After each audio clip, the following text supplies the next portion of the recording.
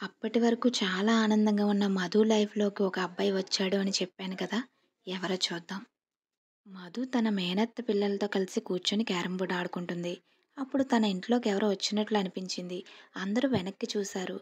ఆటలో ఉన్న మధు అవేమీ అంతగా పట్టించుకోలేదు. ఆ మధ్యాహ్నం మమ్మీ అనుకుంటూ ఇంటికి వచ్చేసింది. అప్పుడు వాళ్ళ అమ్మ చెప్పింది, "హే మధు, మన ఇంటికి ఎవరు వచ్చారో చూడు" అంది. "ఎవరమ్మా?" అని అడిగింది మధు. "ఏయ్, ఈ అబ్బాయి పేరు శివ. మా పెద్దన్నయ్య కొడుకు. చాలా మంచివాడు. వీడిని చూసి 15 సంవత్సరాలయింది తెలుసా?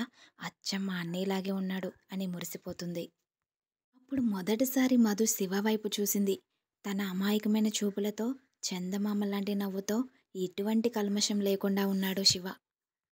"హే మధు, చిన్నప్పుడు నేనిక్కడే ఉండేవాడిని. నేను తెలుసా నీకసలు?" అని శివ అన్నాడు. అంటే శివ అతడు సినిమాలో మహేష్ బాబు అనమాట. ఎందుకంటే ఇంటి నుంచి వెళ్ళిపోయి 15 సంవత్సరాల తర్వాత వస్తాడు కదా! అని నవ్వుకుంది. అదేం కాదే. చిన్నప్పటి నుంచి వీళ్ళ ఇంట్లో ఎన్నో గొడవలు, కుటుంబ ఇబ్బందులు ఉండేవి. అందుకే దూరంగా వెళ్ళిపోయారు. చాలా బాగా చదివేవాడు శివ. "ఆహా! అవునా? మరి శివ మీరెక్కడ ఉంటున్నారు?" అని అడిగింది మధు.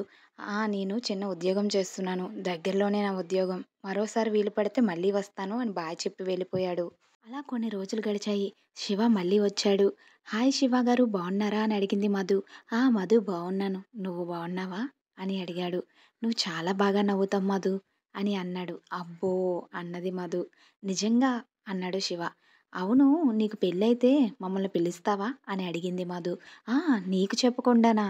అని అన్నాడు శివ. "అమ్మాయి ఎలా ఉండాలేంటి?" అని అడిగింది మధు. "నిజం చెప్పనా మధు?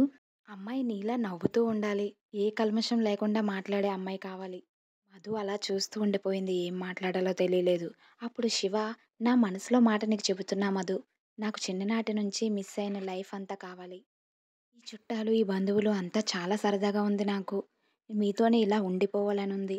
నేను నిన్ను పెళ్లి చేసుకుందాం అనుకుంటున్నాను" అన్నాడు. వెంటనే మధు, "అయ్యో! నువ్వేమైనా సోలో సినిమాలో హీరోవా?